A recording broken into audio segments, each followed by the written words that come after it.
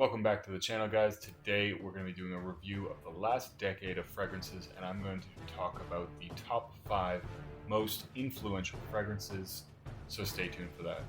If you like the content, hit that like and subscribe button. I really do appreciate it. Before we get into the video, guys, leave a comment down below. What do you think the most influential fragrance of the last decade was? The basis for this video is not actually fragrances that I necessarily like. They're fragrances that I think had a huge impact on the way perfumery is actually done. And so they're the fragrances that really had groundbreaking DNA, fragrances that influenced a lot of different fragrances, and fragrances that are massively, massively popular. So, of course, I had to start this list off with Creed Invictus. Now, this is probably the most cloned fragrance of all time. I don't know any other fragrance that has as many clones and as many different variations as this fragrance, and it's probably also has the largest cult following. And this was released a long time ago at the beginning of the decade, and it's had such a tremendous impact on the way people view masculine fragrances and the way people enjoy masculine fragrances. Now, one of the things to mention about this fragrance is that it does have a lot of batch variations, and although I've always considered that to be somewhat a sign of low quality, because a company should really be able to make sure that it smells the same each time. It's really kind of added to the mystique of the fragrance, in my opinion, because you have all these batch variations that really do change the profile in somewhat different ways. You might get smokier, you might get fruitier, you might get a little bit more vanilla.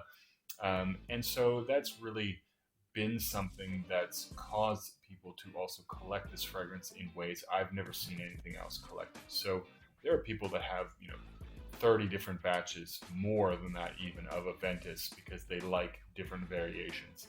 And it's also really given rise to a lot of the clone houses like Parfums Vintage, that has dozens of different Creed inspirations from Invictus.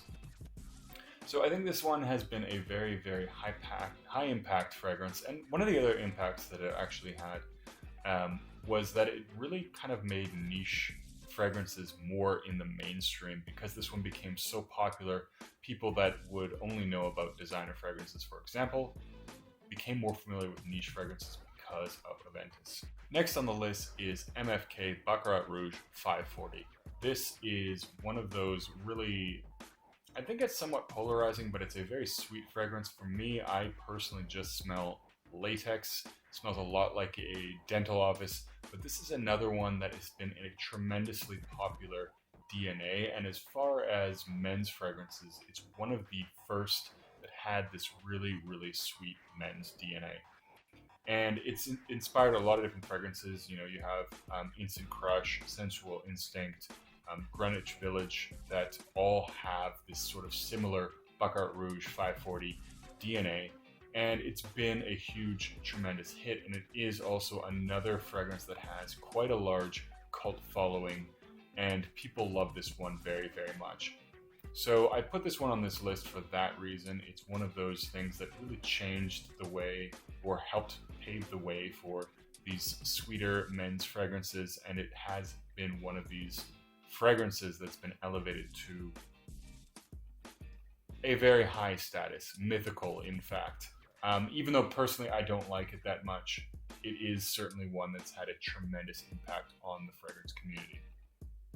The next one that I had to mention is actually one of my favorite fragrances, definitely one of my favorite designers. It's one of the ones that I first fell in love with, and one of the things that really got me more into fragrances, and that is Bleu de Chanel. And this is kind of where you can trace that blue DNA to starting, and that is Bleu de Chanel. And it has that sort of clean, fresh, out of the shower kind of vibe to it, a little bit of a shower gel vibe as well. And things like, it paved the way for things like Dylan Blue and Sauvage and all these other very popular fragrances. It's an entire genre of fragrance now, and that is largely because of Bleu de Chanel, which I do actually enjoy the entire line. My favorite is the Parfum, but that's just me personally. Next on the list is another one that actually has to do with that sweet masculine fragrance, and that is Invictus. Now, I wanted to put 1 million on here because it really was the first of this kind of bubblegum DNA, but it came before 2010. So I went with Invictus because Invictus really solidified what it is that 1 million started, and this bubblegum sweet DNA essentially has been here ever since, and it's something that I think men's fragrances, maybe people who are more used to traditional men's fragrances, may have to sort of just accept because they're sweet, they're bubblegummy, and certainly in the past, this is certainly something that you could have seen a women wearing, but they have been marketed more towards men, and they've been massively, massively popular. Lots of different fragrances have come out with that sort of bubblegum DNA, and it's been very, very popular. So this is sort of one of the areas where it really did come across as the beginning of those super sweet fragrances for men. Definitely really solidified that bubblegum DNA, and it is a nice fragrance. I do enjoy it, but personally, I wasn't the biggest fan of it, and I was not a huge fan of 1 million because I found it to be somewhat cloying. But that's besides the point. This was a very influential fragrance.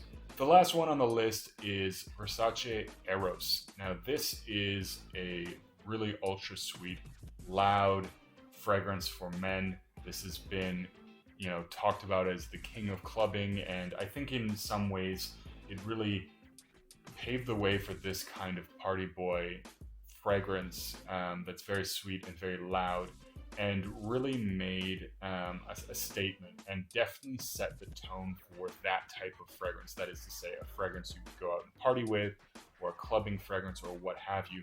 And it certainly created a niche for itself and definitely created a lasting legacy. It's basically mythical at this point, what Eros has been throughout time, and I actually do like Eros. I like the mintiness.